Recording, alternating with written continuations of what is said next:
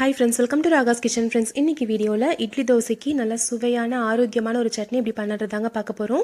கருப்பு உளுந்து வெங்காய சட்னி. இது செய்யறதுக்கு ஸ்டவ்ல ஒரு வாணலி வச்சுக்கலாங்க. இதுல ஒரு 1/2 டீஸ்பூன் அளவுக்கு எண்ணெய் விட்டுக்கலாம். இதுல ஒரு 1/4 கப் அளவுக்கு தோல் உளுந்தம் பருப்பு போட்டு நல்லா வறுத்துக்கலாங்க. 1/4 கப் அப்படின்றது வந்து பாத்தீங்கன்னா கிட்டத்தட்ட ஒரு 50 கிராம் அளவுக்கு இருக்கும். மீடியம் ஃப்ளேம்லயே வச்சு நல்லா செவக்க வறுத்துக்கோங்க. இந்த தோல் உளுந்தம் பருப்பில் வந்து பார்த்தோன்னா நம்ம வந்துட்டு களி கஞ்சி இதெல்லாம் செய்வோங்க. அது மட்டும் இல்லாமல் நம்ம லட்டு இதெல்லாம் கூட செய்வோம். இந்த மாதிரி நம்ம சட்னியாக செஞ்சு சாப்பிடும்போது ரொம்ப ரொம்ப ஹெல்த்தியாக இருக்கும்.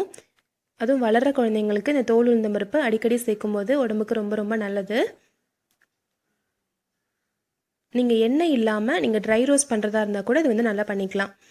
இப்போ பாருங்கள் நல்லா கலர் மாறிடுச்சு. இந்த அளவுக்கு நல்லா செவந்து வந்ததும் ஸ்டவ் ஆஃப் பண்ணிடுங்க. ஸ்டவ் ஆஃப் பண்ணிவிட்டு இப்போ வறுத்து வச்சுருக்க இந்த உளுந்தம்பருப்பை தனியாக ஒரு பிளேட்டில் கொட்டி வச்சுக்கோங்க. இப்போ அதே வாணலியில் ஒரு 1/2 டீஸ்பூன் அளவுக்கு எண்ணெய் விட்டு ஒரு 2 மீடியம் சைஸ் பெரிய வெங்காயத்தை நறுக்கி அதில் போட்டுக்கலாம். வெங்காயத்தை நல்லா வதக்கிக்கோங்க. பெரிய வெங்காயத்துக்கு பதில் நீங்கள் வந்து சின்ன வெங்காயம் கூட நீங்கள் வந்து யூஸ் பண்ணலாம். ஒரு 10லேருந்து ஒரு 15 சின்ன வெங்காயம் போட்டு நீங்கள் இந்த மாதிரி நல்லா வதக்கிக்கலாம். இப்போ வெங்காயம் வதங்கும் போதே இது கூடவே நம்மளுக்கு காரத்துக்கு தேவையான அளவுக்கு வரமிளகாய் சேர்த்துக்கலாங்க. இந்த சட்னி வந்து பார்த்திங்கன்னா கொஞ்சம் காரமாக இருந்துச்சுன்னா நல்லா டேஸ்ட்டாக இருக்கும்.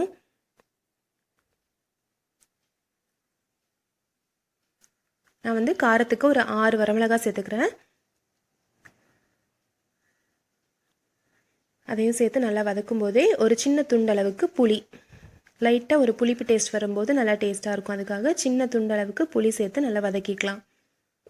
இதிலே தேவையான அளவுக்கு உப்பு சேர்த்து வதக்கிக்கோங்க.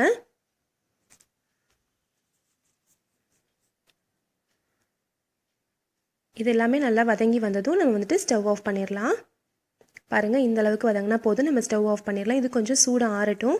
சூடு ஆறுனதுக்கு அப்புறமா ஒரு மிக்ஸி ஜாரில் நம்ம ஏற்கனவே வறுத்து வச்சுருக்க தோல் உளுந்தம் பருப்பு இருக்கு இல்லைங்களா, அதை போட்டுக்கலாம்.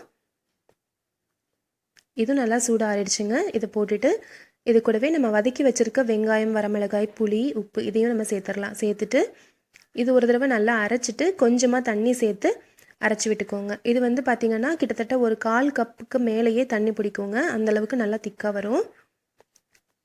தண்ணி சேர்த்து நல்லா நைஸாக அரைச்சி எடுத்துக்கோங்க.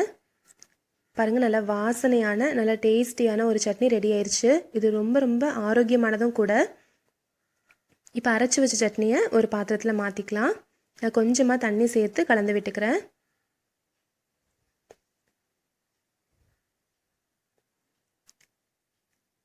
இப்போ இந்த உளுந்தம்பருப்பு சட்னிக்கு தாளித்து கொட்டிக்கலாங்க.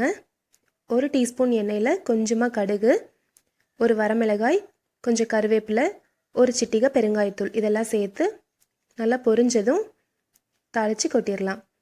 சூப்பரான டேஸ்டியான கருப்பு உளுந்து சட்னி ரெடி ஆயிடுச்சு. இட்லி தோசை கூட சாப்பிடும்போது ரொம்ப ரொம்ப டேஸ்டியாக இருக்கும்.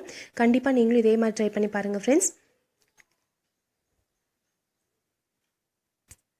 ஒரு 15 நாளைக்கு ஒரு தடவை கண்டிப்பாக இந்த சட்னி வச்சு சாப்பிடும்போது நல்லா ஹெல்த்தியாகவும் இருக்குங்க. ட்ரை பண்ணி பார்த்துட்டு எப்படி வந்துச்சுன்ற சொல்லுங்கள். இந்த ரெசிபி உங்களுக்கு பிடிச்சிருக்குன்னு நினைக்கிறேன் ஃப்ரெண்ட்ஸ். பிடிச்சிருந்துச்சுன்னா நம்ம சேனல் ராகாஸ் கிச்சனில் ஒரு லைக் கொடுங்க. ஃப்ரெண்ட்ஸ் கூட ஷேர் பண்ணிக்கோங்க.